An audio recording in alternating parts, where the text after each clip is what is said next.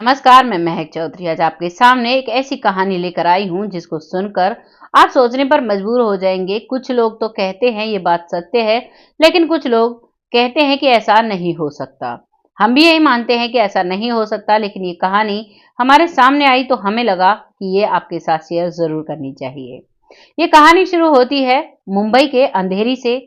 यहाँ पर एक परिवार जो कि बेहद ही लग्जरियस लाइफ जी रहा था, जिसका मूल गांव उत्तर प्रदेश में था, लेकिन वो लोग मुंबई के अंधेरी में रहते थे। वहां पर जो परिवार का मुखिया है उसका नाम होता है विक्रम, उसकी पत्नी का नाम सुधा और उसकी एक 12 साल की बेटी होती है जिसका नाम होता है आरोही, जो स्कूल में पढ़ाई करती है। उसकी एक फ्रेंड है जिसका नाम होता है दर्शन और बहुत ही अच्छे से पढ़ती लिखती है। परिवार में किसी भी चीज की कमी नहीं है। जो विक्रम है उसका अच्छा खासा बिजनेस चल रहा है। और उस दौरान 2002 में ये कहानी हमारे सामने आई। इससे करीबन 12 साल पहले से हमारे इनके पास एक गाड़ी होती है और उस गाड़ी को वो उस समय इस्तेमाल करते हैं। आप समझ सकते हो, बहुत अच्छे खासे अमीर परिवारों में ये परिवार आता है और बहुत अच्छे से वो जिंदगी जी रहे थे। तभी एक दिन जब विक्रम अपनी बेटी आरोही को लेकर कहीं जा रहे थे तो उसी दौरान उनका एक बहुत ही बड़ा एक्सीडेंट होता है, इस दुनिया से चला जाता है। लेकिन जो आरोही है वो उसी समय कोमा में चली जाती है। एक 13 साल की बच्ची कोमा में जाती है और कोमा में जाने के बाद अब जब माँ सुधा को पता चलता है कि उसका पति इस दुनिया से जा चुका है, इकलौती संतान जो बेटी थी वो भी कोमा में जा चुकी है, उसके सामने पहाड़ टूट गया था दुखों का। और वो इतनी परेशान, इतनी हैरान रहती है कि वो अब अपने आप को संभाल नहीं पाती है। लेकिन डॉक्टर्स और कुछ जो जानने वाले थे वो जब समझाते हैं तो उसे इतना तो समझ में आता है कि भगवान की करनी के आगे इंसान की कोई भी बात नहीं चलती है। और इसी वजह से अब वो अपनी बेटी का ध्यान रखने लगती है। रोज सुबह मंदिर जाया करती, मंदिर से तिलक लाकर, फूल लाकर अपनी बेटी के पास रखा करती, तिलक उसको लगाया करती और जो भी बात उसे करनी होती उसी समय अपनी बेटी आरोही के साथ वो किया करती। लगातार यही सिलसिला चलता रहा और लगातार 11 साल निकल जाते हैं। उसे नहीं पता होता कि क्या हो रहा है क्या नहीं। जैसे ही 11 साल निकलते हैं तो वो माँ जो है वो होश से में आती है। इधर उसकी एक फ्रेंड होती है दर्शन, जो आरोही है, वो उससे जब मिलने के लिए आती है तो अक्सर वो अपनी आंटी को ये बात बताया करती है, यानी आरोही की माँ को, कि आंटी आरोही मेरे साथ रहती है और वो मेरे साथ रहती है, मेरे साथ खेलती है। मैं क्लास में होती हूँ तो कभी कभी मेरी क्लास में आ जाती है और कभी कभी वो मेरी क्लास में नहीं आती है। इन बातों को जब आरोही की माँ से वो लड़की दर्शन कहती है तो आरोही की माँ को ऐसा लगता है कि ये लड़की को टेंशन हो गई है बहुत ज्यादा, इसको सदमा लग गया है, इसकी फ्रेंड जो है वो इस तरीके से कोमा में चली गई है। उसी दौरान वो उसके माता पिता से बात करती है और कहती है कि आप लोग इसको अपने घर ही रखा करो, आरोही के पास मत आने दिया करो। मैं नहीं चाहती मेरी बेटी की वजह से किसी और बच्चे की जान आफत में आए, किसी और बच्चे की दिमाग पर कोई असर पड़े। उसके माता पिता भी समझते हैं और अब उसे आरोही के पास जाने से बंद कर देते हैं, क्योंकि जो दर्शन थी वो घंटों घंटों तक आरोही का हाथ पकड़कर उससे बात किया करती थी और वो बताती थी कि मुझे हर वक्त आरोही स्कूल में कभी दरवाजे पर मिलती है तो कभी कहीं पर मिलती है, वो मेरे साथ रहती है, मुझसे बातें किया करती है। इन बातों पर ना तो आरोही की माँ विश्वास करती है और ना ही जो दर्शन है उसके माता पिता विश्वास करते हैं। धीरे धीरे वक्त निकलता है और अब एक दिन दर्शन की शादी हो जाती है। दर्शन शादी कर अपने घर चली जाती है। अब आरोही को कोमा में पड़े पड़े 12 साल हो चुके थे। जब 12 साल होते हैं तो जो आरोही की माँ है सुधा, उसकी एक फ्रेंड थी जो कि आरोही को बेहद प्यार किया करती थी, जो थी एक सरकारी डॉक्टर थी जिसका नाम था डॉक्टर उर्मिला। डॉक्टर उर्मिला उस लड़की को रोज देख कर जाया करती थी। जो भी उसका कुछ काम हुआ करता वो सारा काम उसकी माँ किया करती, लेकिन उसकी देखभाल, जो उसे मेडिसिन देनी, वो सभी डॉक्टर उर्मिला किया करती थी। उससे पहले जब उसे हॉस्पिटल में रखा गया था तो उस दौरान लगभग 4-5 साल के लिए उस लड़की को हॉस्पिटल में रखा गया, लेकिन डॉक्टर्स जब जवाब दे देते हैं तो उस लड़की को घर भेज दिया जाता है। और यहाँ पर जो सुधा है उसकी फाइनेंशियल कंडीशन भी अब बिगड़ने लगी थी, क्योंकि जो कमाने वाला था वो भी नहीं रहता है और खर्चा ही खर्चा उनके परिवार पर अब चल जाता है, क्योंकि जो लड़की आरोही है उसका जो मेडिसिन का बहुत खर्चा हुआ करता और उसी का सारे देखभाल में उसकी माँ भी सारा दिन वही निकाल दिया करती। लगातार ये सिलसिला चलता है। 12 साल हो चुके होते हैं और अब डॉक्टर उर्मिला सुधा से कहती है कि सुधा, कब तक तुम इसका ऐसे देखभाल करती रहोगी और कब तक? 12 साल हो चुके हैं। तुम ऐसा करो, इस बच्ची के जो शरीर के ऑर्गन हैं उनको तुम दान करो। अपनी बच्ची को तुम कई बच्चों में देख सकती हो। ये बेटी ना तुम्हारी जीवित है और ना मृत है। अब कैसे भी करके तुम्हें एक फैसला लेना चाहिए। मैं तो अपनी तरफ से यही राय दूंगी तुमको, लेकिन आगे तुम्हारी मर्जी है, तुम्हें राय लेनी है या नहीं लेनी है, या इसे जीवन में अप्लाई करना है या नहीं करना है। बड़े ही कठिन शब्दों से वो डॉक्टर इस बात को एक माँ से कहती है और माँ जब ये बात सुनती है तो उसकी आंखों से आंसू छलकने लगते हैं, क्योंकि जिस बेटी को अपने लिए पैदा किया, जिस बेटी के लिए जान देने के लिए मैं तैयार थी, आज उसी बेटी के ऑर्गन डोनेट करने की बारी आती है और उसे सोचने पर मजबूर कर देती है उसकी बेटी की हालत। अब धीरे धीरे रात निकलती है। पूरी रात सुधा इसी बारे में सोचती है कि मेरी बेटी के मैं ऑर्गन डोनेट करूंगी। अब तो ये मेरे पास है, फिर ये मेरे पास भी नहीं रहेगी, फिर मैं किसके सहारे जीऊंगी। लेकिन साथ ही साथ उसे एक बात भी याद आती है कि अगर मैं नहीं रहूंगी तो इसकी कौन करेगा, कौन इसकी देखभाल करेगा, कौन इसका ध्यान रखेगा।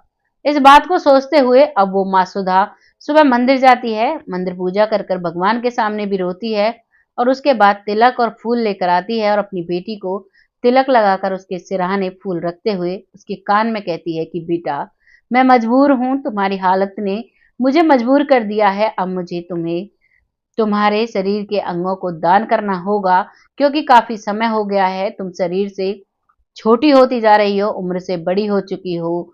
करूँ तो मैं क्या करूँ, तुम उठती ही नहीं। डॉक्टर्स ने भी जवाब दे दिया है, मैं क्या करूँ। एक माँ अपनी बेटी से बात करती है और माँ की भी आंखों में आंसू थे और तब पहली बार आरोही की आंखों से आंसू निकले थे। जैसे ही आरोही की आंखों से आंसू निकलते हैं, तुरंत सुधा डॉक्टर्स को कॉल करती है और कहती है कि मैंने अपनी बेटी से जब बात की तो मेरी बेटी की आंखों से आंसू आए। डॉक्टर्स की टीम वहां पर आती है। तभी वो कहते हैं कि ऐसा कोई बड़ी बात नहीं है, अक्सर कुछ पेशेंट ऐसे होते हैं जो कभी कभी मूवमेंट कर दिया करते हैं, आंखों से आंसू निकल जाया करते हैं। अब सुधा चुप हो जाती है और अब वो 2-3 दिन इसी बात को सोचती रहती है। अभी तक उसने किसी को नहीं बोला था कि मैं अपनी बेटी के ऑर्गन डोनेट करूंगी, और अब वो 3-4 दिन तक यही बात सोचते सोचते एक कड़ा फैसला लेती है। और जैसे ही सुबह होती है, सुबह उठकर नहा धोकर घर का काम खत्म कर वो मंदिर जाती है। मंदिर से तिलक लेकर आती है और अपनी बेटी के लिए फूल लेकर आती है, उसके सिरहाने रख उसे तिलक लगाकर कहती है कि बेटा, चलो तैयार हो जाओ, आज तुम्हें जाना होगा, आज तुम्हारे ऑर्गन डोनेट हो जाएंगे। वो माँ अपनी छाती पर पत्थर रखकर ये सारा बहुत बड़ा फैसला लेती है। सारी कानूनी कार्रवाई जो होती है वो सारी पूरी करती है। डॉक्टर्स का जो कागजी वर्क होता है उसे कंप्लीट करती है, अपने मन को मजबूत करती है और अब अपनी बेटी को एक डॉक्टर्स की टीम बुलाकर, एक एम्बुलेंस बुलाकर उसमें लेकर हॉस्पिटल पहुंच जाती है। डॉक्टर्स सर्जरी की तैयारी कर रहे थे, जो उसका ऑपरेशन होना था जिससे ऑर्गन निकाल कर दूसरे के बॉडी में डाले जाएं। तभी उस लड़की को स्ट्रेचर पर लेटा कर ले जाया जा रहा था। माँ उसके साथ थी, माँ ने उसका हाथ पकड़ा हुआ था। माँ की आंखों से आंसू नहीं रुक रहे थे। इधर आरोही की भी आंखों से लगातार अब की बार आंसू आ रहे थे। और जैसे ही उस कमरे के अंदर जाने वाली होती है आरोही, तभी वो बच्ची अपनी माँ के हाथ को एक अपनी सबसे छोटी उंगली से पकड़ लेती है। सबसे छोटी उंगली जब अपनी मम्मी के हाथ पर वो करती है तो उसकी माँ तुरंत स्ट्रेचर को रुकवाती है और कहती है कि मेरी बेटी ने उंगली को हिलाया है, मेरी बेटी जीवित हो सकती है। उसके बाद डॉक्टर्स उसे ओटी उस ऑपरेशन थिएटर में लेकर तो जाते हैं, लेकिन ऑर्गन निकालने के लिए नहीं। उस लड़की का एक छोटा सा ऑपरेशन किया जाता है दिमाग का, और उसके बाद अब वो बेटी अपनी माँ के सामने थी। वो बोल सकती थी, वो सब कुछ कह सकती थी, और अब वो अपनी मम्मी से बात करना चाहती थी और माँ भी उससे बात करने के लिए तैयार थी। लेकिन डॉक्टर्स की टीम भी यहाँ पर तैयार थी। वो पूछना चाहते थे कि इतने दिनों बाद कैसे इसने रिकवर किया, क्या क्या हुआ। अभी वो लड़की जो आरोही बताती है, उसे सुनकर डॉक्टर्स भी हैरान हो जाते हैं। आरोही बताती है कि माँ, सबसे पहले मेरी फ्रेंड दर्शन को बुलवाओ, उसकी शादी हो चुकी है, उसके ससुराल में कॉल कर दो।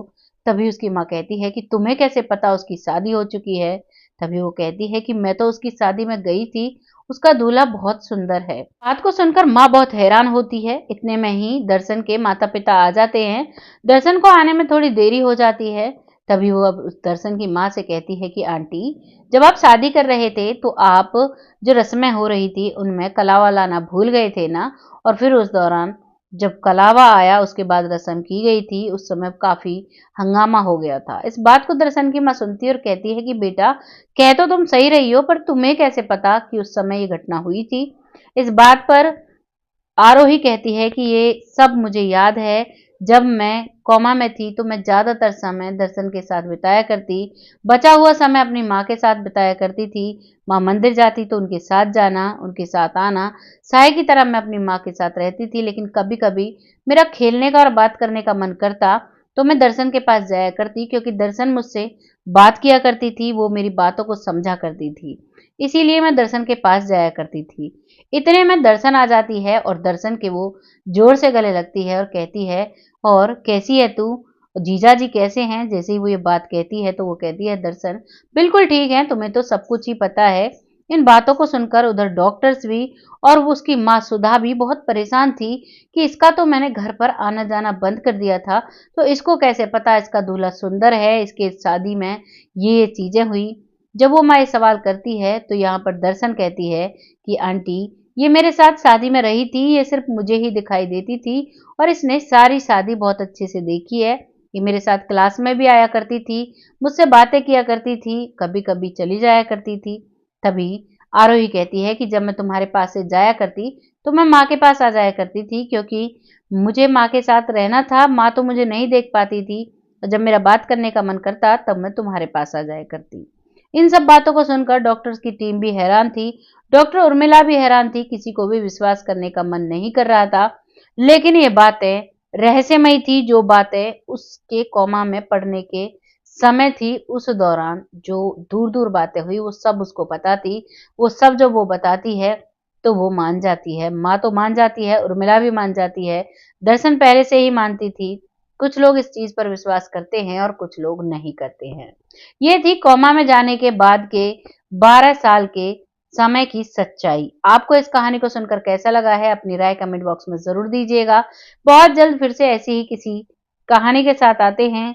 तब तक अपना और अपनों का ध्यान रखें, हमें सपोर्ट करें, हमारे चैनल को सब्सक्राइब करें व बेल आइकन को जरूर दबाएं, जिससे कि आने वाली हर वीडियो का नोटिफिकेशन आपके फोन पर आए।